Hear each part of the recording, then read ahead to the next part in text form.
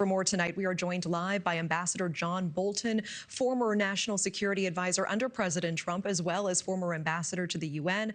Ambassador, I appreciate your time and your perspective on this. Let's start with Greenland tonight. President Trump has been very aggressive in his rhetoric here. He says he will take it by force if necessary. You actually penned an op-ed in the Telegraph about this. You say that this Greenland grab is Trump's worst move yet, also claiming nothing America needs in the country requires sovereignty or military force. Tell me more about this. Tell me why. Well, the damage that Donald Trump is doing to America's reputation, to the belief, trust, and good faith and reliance our European allies and friends around the world have on us is just impossible to state. This is so extraordinary. To threaten the invasion of a NATO ally, to seize by force territory from a democracy. The impact in Europe, you cannot calculate how bad this is for us. There is nothing that we need at the moment in terms of security in Greenland that's not amply provided in a 1951 treaty with Denmark called the Defense of Greenland Treaty. And, you know, if we could get this out of the spotlight, I think diplomats between the two countries and with other NATO allies could resolve this very quickly. This is a tragedy that just unfolds day by day, causing us more and more harm. Wow. I mean, so let me take the counterpoint then. The president has said that if we don't take action, Russia or China will. Tell me why you believe that reason alone is not enough to do something. Well, the question is, when are Russia and China going to do something? They are clearly a threat in the Arctic Circle. We have known that for decades. The U.S. has been just as lax in not taking steps against it as any other NATO ally. And there's nothing that we wouldn't do to protect our interest from threats by Russia and China in Greenland, in northern Canada, or in Alaska. It's the defense of these NATO territories is all critical to us. And that's why you have alliances. So this idea that somehow we alone can defend, it's not a question of defending Greenland. The president said Chinese and Russian ships are all over it. They are not all over it.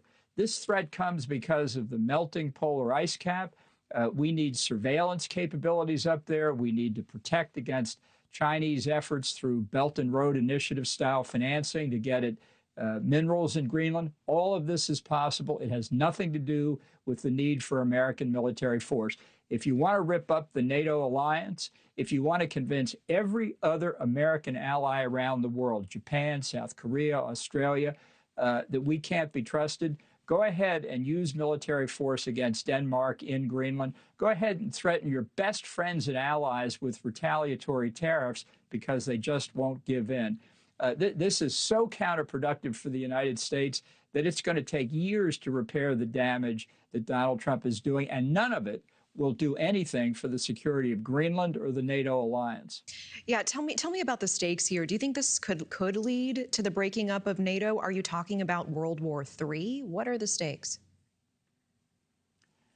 Well, consider what it means for the United States to invade an ally like Denmark. Is Canada next? Shall we invade Great Britain? How about Spain?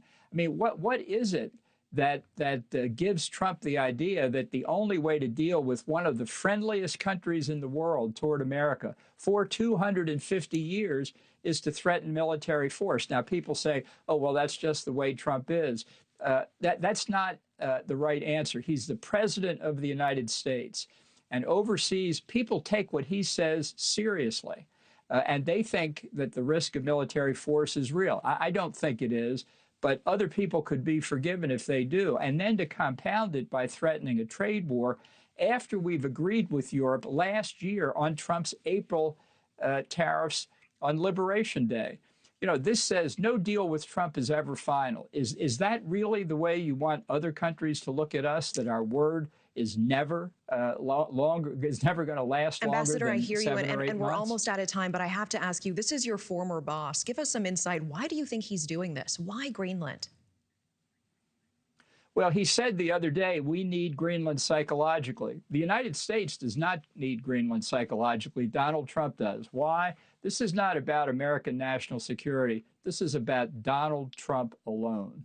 Ambassador John Bolton, appreciate the analysis and the time. Thank you so much. Thank you for watching. Subscribe below and download our NewsNation app right now on your phone, and you will get fact-based, unbiased news for all Americans.